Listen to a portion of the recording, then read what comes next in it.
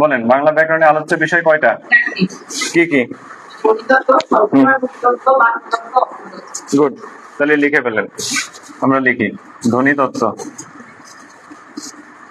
ধ্বনি তত্ত্ব, ধ্বনি তত্ত্ব। এরপরে আমরা লিখি ধ্বনি তত্ত্বের পরে আমরা লিখতে পারি শব্দ তত্ত্ব। শব্দ তত্ত্ব, শব্দ তত্ত্ব। এরপরে 3 নম্বরে লিখবো শব্দ তত্ত্ব বা রূপ তত্ত্ব। এরপরে আমরা লিখবো অর্থ তত্ত্ব, অর্থ তত্ত্ব, অর্থ তত্ত্ব। এরপরে 4 নম্বরে আমরা লিখবো হচ্ছে বাক্য তত্ত্ব, বাক্য তত্ত্ব বা পদক্রম, পদক্রম।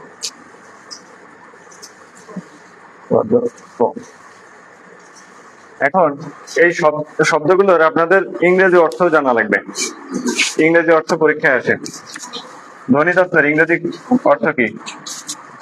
ফোনোলজি। সবাই লেখেন, এগুলো ইম্পর্টেন্ট। আমি মনে করেন যে আমার নিজের অভিজ্ঞতা থেকে যে প্রশ্নগুলো বারবার আসে আমি কিন্তু বলে যাচ্ছি, আর যে বিষয়গুলো লেখাচ্ছি এই বিষয়গুলো কোনো না কোনো পরীক্ষায় এসেছে। এর জন্য এমসিকিউ রিটেন 2 পরীক্ষায় আপনার কাজে লাগবে। তাহলে ধ্বনি তত্ত্ব হচ্ছে ফোনোলজি, শব্দ তত্ত্ব হচ্ছে মরফোলজি,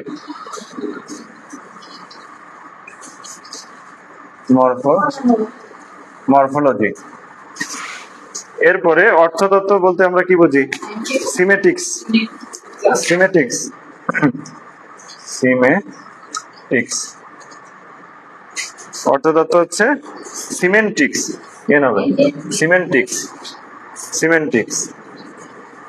এরপরে বাক্যতত্ত্ব, এটা কিন্তু ইংলিশেও আসে, যে সিনটেক্স। হ্যাঁ, এই সিনটেক্সটা ইংলিশে কি আসে? One word substitution.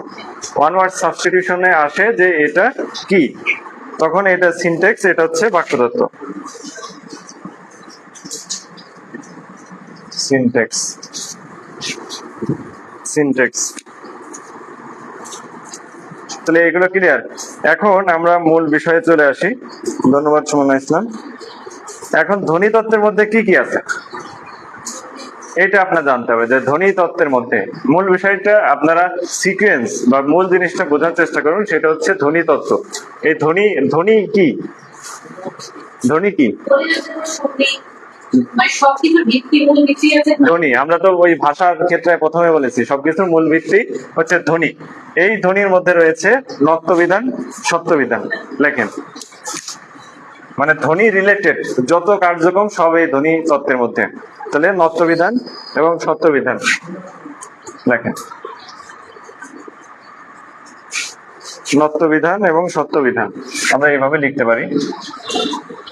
এটা কিন্তু সেন্সিটিভ। নত্যবিধান বলতে দন্তন্য না মূর্ধন্য? মূর্ধন্য। নত্যবিধান সত্যবিধান কাকে বলে আমরা জানি?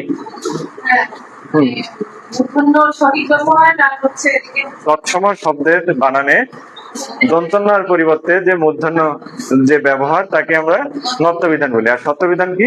যে হ্যাঁ, তৎসময় শব্দের বানানে যে মূর্ধন্য ষয়ের ব্যবহার, দন্ত ষয়ের পরিবর্তে মূর্ধন্য ষয়ের ব্যবহার, সেটাই হচ্ছে সত্যবিধান। তাহলে এটা একটু সেন্সিটিভ, খেয়াল রাখবেন। সত্য এবং হচ্ছে নত্য এবং সত্য, সত্য, নত্য এবং সত্য বিধান।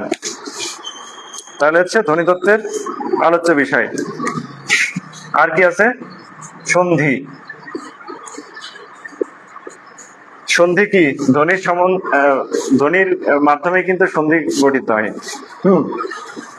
তাহলে সন্ধির বলতে আমরা কি বুঝি? যে একটা হ্যাঁ মিলন বা সংক্ষেপণ, যে একটি শব্দকে যে অনেক আমরা উদাহরণ দিই। কালকের উদাহরণই দেখেন, যে কান্না, কান্না এটা কিভাবে গঠিত হলো? ধ্বনির মাধ্যমে। কাজ প্লাস না, কান্না। কাজ প্লাস না হবে, অনা থাকলে এটা ভুল আছে। হ্যাঁ, কাজ প্লাস না। ওকে, তাহলে আমরা সন্ধি যখন পড়াবো, এরপরে হচ্ছে পিত্রালয়, পিতৃ যোগ আলয়, বিদ্যালয়, বিদ্যা যোগ আলয়।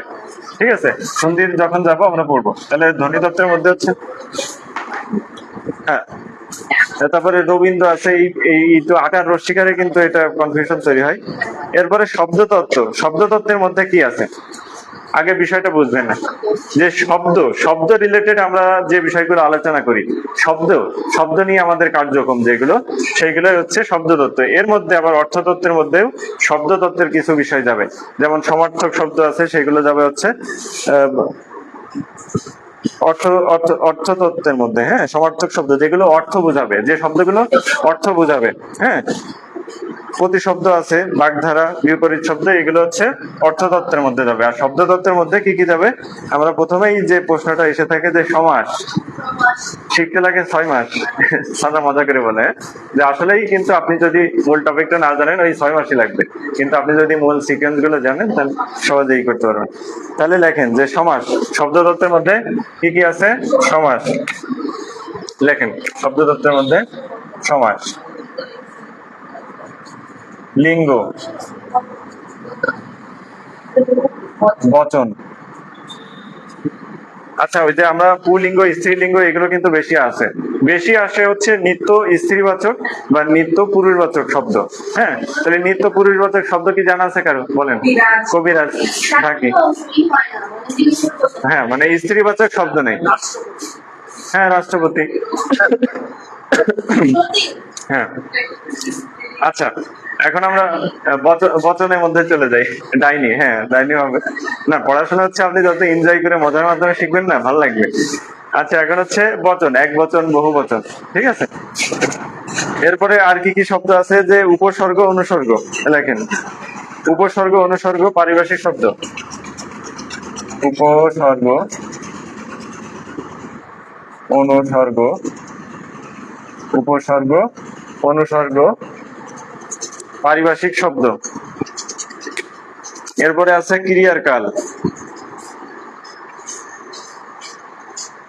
তাহলে এই যে সমাস যে বললাম, আপনি কিভাবে নির্ণয় করবেন যে শব্দতত্ত্ব না রূপতত্ত্ব? সমাস কালকের প্রশ্নে কি আসছিল সমাসে, বলেন তো। হ্যাঁ, সমাস আমরা কিভাবে নির্ণয় করি, একটা শব্দ দিয়া থাকে না। হ্যাঁ, কালকের এ ছিল হচ্ছে ছবি নয়ে, এই যে ছবি নয়ে একটা শব্দ, এই শব্দের মাধ্যমেই আমার কিন্তু সমাজটা নির্ণয় করতে বলতেছে, যে ছবি নয়ে এর ব্যাস বাক্য কি হবে বলেন। বিনয়ের সাথে বর্তমান, এটা হচ্ছে বিস্তারিত ব্যাস বাক্য। এই একটা শব্দ দিয়ে আমার আইডেন্টিফাই করতে হবে যে এটা কোন সমাস। তাহলে সবিনয়ে আমরা পড়েছিলাম যে বিনয়ের সাথে বর্তমান, ওইটা বহুব্রী সমাস। আবার হচ্ছে মন মাঝি, যে মন রূপ মাঝি, মানে একটা শব্দ দ্বারাই কিন্তু আমার আইডেন্টিফাই করতে হচ্ছে। সেই কারণেই হচ্ছে সমাস হচ্ছে শব্দতত্ত্বের মধ্যে বা রূপতত্ত্বের মধ্যে। মানে সিকোয়েন্সটা, বিষয়টা বুঝতে পারছেন? এইভাবে হচ্ছে বুঝতে হবে। ব্যাকরণ হচ্ছে আপনি যত বুঝে পড়বেন না তত মনে থাকবে। ওকে, কথা যারা দেখছেন। এরপরে অর্থতত্ত্ব আমরা চলে আসি। অর্থতত্ত্বের মধ্যে আছে বিপরীত শব্দ লেখেন, যে বিপরীত শব্দ অর্থতত্ত্বের মধ্যে আছে বিপরীত শব্দ। বিপরীত শব্দ, বিপরীত শব্দ, তারপরে আছে প্রতিশব্দ, শব্দজোড়, শব্দজোড়, শব্দজোড়, প্রতিশব্দ, প্রতিশব্দ। এরপরে আছে বাগধারা, বাগধারা। প্রশ্নে এসে থাকে যে বাগধারা যে কোন কোন তত্ত্বে আলোচিত হয়। এই বাগধারা কেন অর্থতত্ত্ব, বা বিপরীত শব্দ, শব্দজোড়, প্রতিশব্দ কেন অর্থতত্ত্ব? হ্যাঁ, তাহলে অর্থতত্ত্বের মূল বিষয় হচ্ছে শব্দের অর্থ প্রকাশ পাবে। সমস্যা নেই। আচ্ছা, অর্থতত্ত্ব, ঠিক আছে। তাহলে অর্থতত্ত্বের ইংরেজি আমরা জানি সিমেন্টিক্স। সিমেন্টিক্স, বিপরীত শব্দ। আচ্ছা, বিপরীত শব্দ, বিপরীত শব্দ কি কি হতে পারে? খাতক, মহাজন। হ্যাঁ, আমরা এই প্রশ্নটা কিন্তু প্রায়ই আসে, যে খাতকের বিপরীত শব্দ মহাজন। ঠিক আছে, তাহলে এরপরে শব্দ জোড়, জোড় শব্দ দেখবেন যে বানানের একটু হেরফের কিন্তু অর্থের পরিবর্তন আছে। এরপরে আছে প্রতিশব্দ, প্রতিশব্দ বা সমার্থক শব্দ বলতে পারেন যে একই ধরনের। হ্যাঁ, এরপরে বাগধারা, বাগধারা তো অর্থ বোঝাচ্ছে। গতকালকে পরীক্ষায় কি আসছিল বাগধারা বলেন? গুড়ে বালি, গুড়ে বালি, গুড়ে বালি অর্থ হচ্ছে আশায় নৈরাশ্য। তাহলে এখন এটা কি অর্থ প্রকাশ করছে না? তাহলে এটা হচ্ছে অর্থতত্ত্ব। তাহলে কনসেপ্টটা ক্লিয়ার। ওকে, এরপরে বাক্যতত্ত্ব বা পদক্রম। একটা প্রশ্ন এইখান থেকে প্রায় আসে, সেটা হচ্ছে কারক। কারক কোন তত্ত্বের আলোচ্য বিষয়? নাকি হ্যাঁ আগের দিনে আসছিলেন। আপনার আপনার বাড়ি কোথায়? আচ্ছা ঠিক আছে, ওকে ঠিক আছে। আচ্ছা, এরপরে আমরা বাক্যতত্ত্ব হচ্ছে বাক্য সম্বন্ধীয় বা বাক্য রিলেটেড যে বিষয়গুলো আলোচনা করা হয় সেটা হচ্ছে বাক্যতত্ত্বে। তাহলে বাক্যতত্ত্বের প্রধান যে বিষয়টা আসবে সেটা হচ্ছে কারক। কারক কেন বাক্যতত্ত্বে আলোচনা করা হয়? কারক বলেন। তাহলে কারকের একটা উদাহরণ দেন তো। আচ্ছা, তিলে তুল হয় বা ডাক্তার ডাকো, এই যে ডাক্তার ডাকো এটা কোন কারক? শুধু এখানে আমি আলোচনা করতেছি কারক, বিভক্তি না। কনফিউশনের বিষয়টা আমি আসতেছি, শুধু আলোচনা করতেছি কারক। কোন কারক? যে ডাক্তার ডাকো, কাকে ডাকো? যদি কর্মকারক, কর্মকারক, কর্মকারক। যদি আমি আবার শূন্য বিভক্তি লাগাই তখন আবার এটা কিন্তু চেঞ্জ হবে। বলেন তখন কোন তত্ত্বে যাবে? তখন রূপ তত্ত্বে যাবে। এই কনফিউশনটা আমরা ক্লিয়ার করেন। কারক ও বিভক্তি যখন বলবে, যে কারক ও বিভক্তি একসাথে বললে, কারক ও বিভক্তি বললে রূপতত্ত্ব বা শব্দতত্ত্ব। এই কনফিউশনটা ক্লিয়ার করেন। আমরা এই উপরে লিখি যে কারক ও বিভক্তি যদি বলে, হ্যাঁ কারক ও বিভক্তি না, প্রশ্নে যদি এইভাবে লেখা থাকে, প্রশ্নে লেখা থাকবে, এটা তো আলোচ্য বিষয়, এটা বলবে যে কারক ও বিভক্তি লেখা থাকতে শব্দতত্ত্ব, শব্দতত্ত্ব। আর শুধু কারক বললে বাক্যতত্ত্ব। Confusion clear? এখন এই কারক এর সাথে আর কি কি থাকতে পারে বাক্যতত্ত্বে? উক্তি থাকবে, লেখেন উক্তি, উক্তি। তারপরে থাকবে বাচ্য, না বাচ্য লেখেন, আসতেছে। এরপরে হচ্ছে বিরাম চিহ্ন, বাচ্য বা বিরাম চিহ্ন।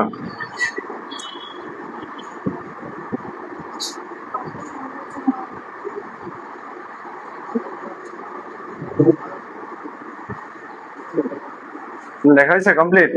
এখন এখান থেকে আমরা একটু রিপিট করি। আমি এখান থেকে অপশনটা সব মুছে দিব, এখন আপনারা বলবেন যে কোনটা। বিগত সালের কি কি প্রশ্ন আসছে তাহলে বলেন যে বাগধারা ব্যাকরণের কোন অংশে আলোচনা করা হয়? বাগধারা এই যে এখনই কিন্তু প্যাচ বেঁধে গেছে। বাক্য দ্বারা, বাগধারা কি বোঝাচ্ছে? যে গুড়ে বালি, আমরা কি বললাম এই মাত্র? আশায় নৈরাশ্য, অর্থ আসতেছে, এই জন্য অর্থতত্ত্ব। এরপরে বচন, লিঙ্গ, এগুলো সমাস, কারক ও বিভক্তি, কারক ও বিভক্তি। ও আরেকটা অ্যাড করে নিন, বাক্য সংকোচন হচ্ছে বাক্যতত্ত্বের মধ্যে। বাক্য সংকোচন, বাক্য সংকোচন, ওটা মিস করে গেছি। বাক্য সংকোচন লেখেন।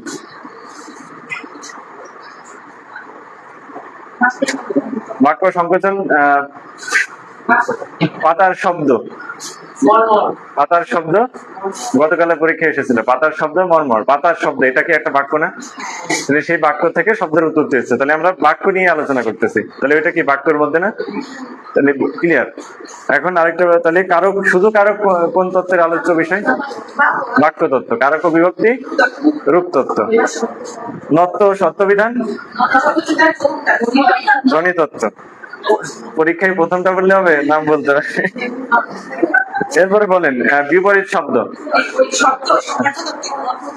অর্থতত্ত্বে। আর শব্দ জোড় অর্থতত্ত্ব। আচ্ছা, মোটামুটি আমাদের কনসেপ্ট ক্লিয়ার। উপসর্গ অনুসর্গ শব্দতত্ত্ব, উপসর্গ অনুসর্গ। উপসর্গ, আচ্ছা।